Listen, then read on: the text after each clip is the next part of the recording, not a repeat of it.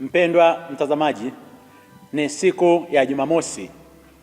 Karibu katika tafakari ya neno la Mwenyezi Mungu ambalo tunalipata kutoka Injili ya Mathayo sura ile ya 10 aya ya 24 hadi ya 33. Nitaisoma. Yesu aliwafundisha mitume wake, mwanafunzi hampiti mwalimu wake, wala mtumwa hampiti bwana wake. Yamtosha mwanafunzi kuwa kama mwalimu wake na mtumwa kuwa kama bwana wake. Ikiwa wamemwita mwenye nyumba Belzebuli, je, si zaidi wale walio wa nyumbani mwake? Basi msiwaogope, kwa maana hakuna neno lililosikilika ambalo halitafunuliwa, wala lililofichwa ambalo halitajulikana. Niwaambialo ninyi katika giza, lisemeni katika nuru, na msikialo kwa siri, lihubirini juu ya nyumba. Msiwaogope wauao mwili, wasiweze kuiua na roho. Afadhali muogopeni yule awezaye kuangamiza mwili na roho pia katika jehanamu. Je, mashomoro wawili hawauzwi kwa senti moja? Wala hata mmoja haanguki chini asipojua Baba yenu. Lakini ninyi hata nywele za vichwa vyenu zimehesabiwa zote. Msiogope basi, bora ninyi kuliko mashomoro wengi. Basi kila mtu atakayenikiri mbele ya watu, nami nitamkiri mbele za Baba yangu aliye mbinguni. Bali mtu yeyote atakayenikana mbele ya watu, nami nitamkana mbele za Baba yangu aliye mbinguni. Neno la Bwana. Sifa kwako, e Kristo. Mpendwa mtazamaji, ni maneno mazito na ya msingi kwa wale wote ambao waliamua kumfuata Yesu Kristo, hasa wale mitume wake ambao walikuwa wametoa maisha yao, tutakufuata popote pale. Walishuhudia Yesu Kristo akiwa anapata upinzani mkubwa. Walimshuhudia Yesu Kristo akiwa anapewa majina mabaya machafu, kwamba uweza wake wa kutoa pepo, anatoa pepo kwa nguvu za Belzebuli ambaye ndio mkuu wa mapepo. Maneno haya yalimuumiza Yesu, ndipo akaamua kuambia moja kwa moja wafuasi wake, wanafunzi wake, kwamba kama mimi ambaye ni mwalimu wenu wamenitamkia maneno haya, na ninyi jiandaeni, watakuja kuwafanyia mambo ambayo ni mabaya. Anaanza na sentensi hii kwamba mwanafunzi hata siku moja hawezi kumpita mwalimu wake, mtumwa hawezi kumpita bwana wake. Ni kweli katika mazingira ya mwanafunzi anaweza akasoma akalingana na mwalimu wake, lakini hawezi kumpita. Maana yake nini?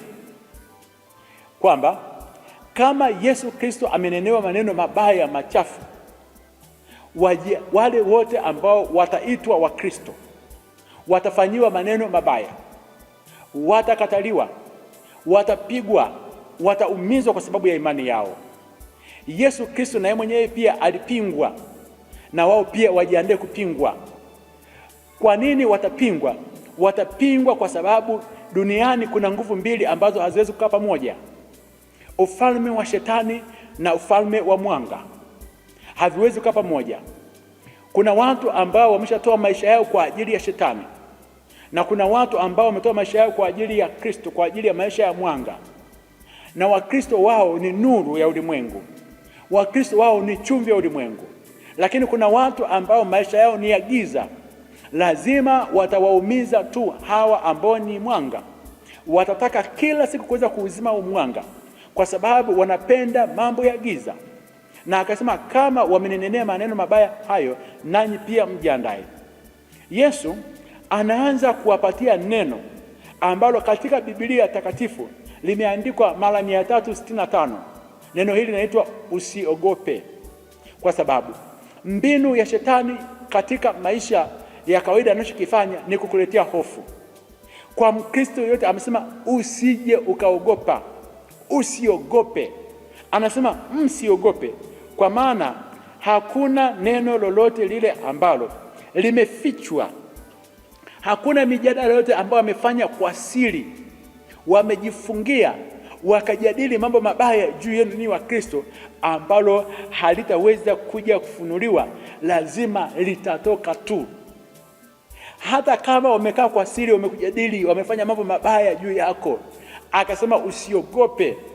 Na mpendwa mtazamaji, neno hili lilizungumzwa kwa kanisa lile la mwanzo, kwa sababu waliteseka, waliumizwa sana.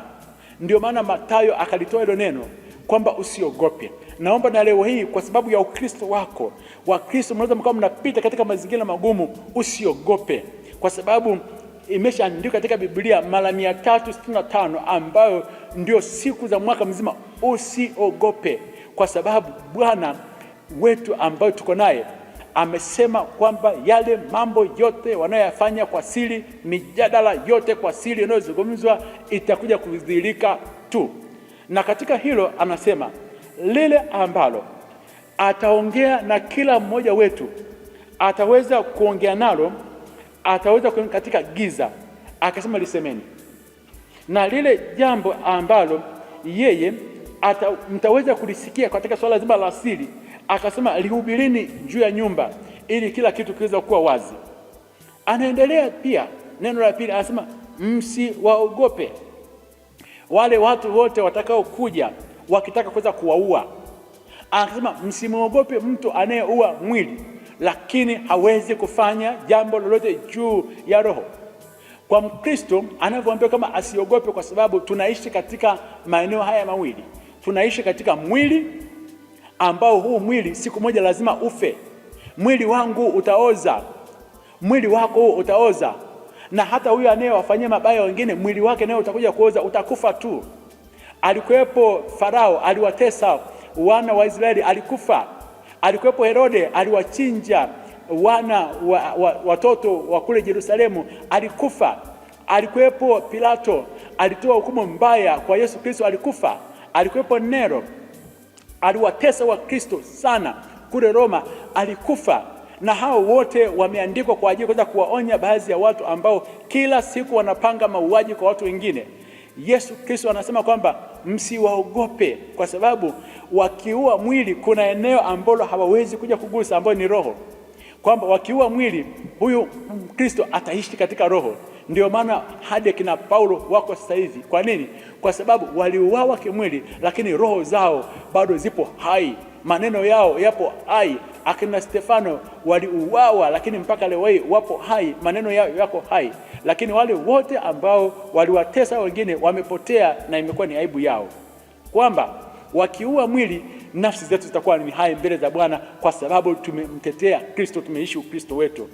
Anazungumza hivi kwamba kama mashomoro wawili ambao wanauzwa kwa senti 2, yaani wana thamani, akasema sembuse na wewe. Anazungumza kwamba hadi nywele za vichwa vyenu zimehesabiwa. Nywele zetu anazijua. Kwa hiyo anajua mazingira yako, anajua mazingira ya Kristo anayopitia. Anasema kwamba msije mkaogopa hawa, ninyi wa Kristo ni bora zaidi kuliko mashomoro wengi. Basi tufanyeje? Ukimkiri Kristo mbele za watu hawa, utakapokuwa unapata mateso, ukimkiri Kristo mbele ya watesi wako, amesema naye atakukiri mbele za Baba yake huko mbinguni. Na mtu yote yule ambaye unapopita katika mateso, ukaukana Ukristo wako, ukavua msalaba, ukatoa alama zako za Ukristo, ukakataa kama wewe sio Mkristo, amesema na yeye mwenyewe pia atakukataa mbele za Baba yake aliyeko mbinguni. Usiogope. Usiogope kwa wale wote wanaotesa. Usiogope kwa sababu wewe utafanana na Kristo. Kristo naye alipata mateso, alijikabidhi mikononi mwa Baba yake, na leo yuko mbinguni anatuombea. Akubariki na kulinda Mungu Mwenyezi, Baba na Mwana na Roho Mtakatifu. Amina.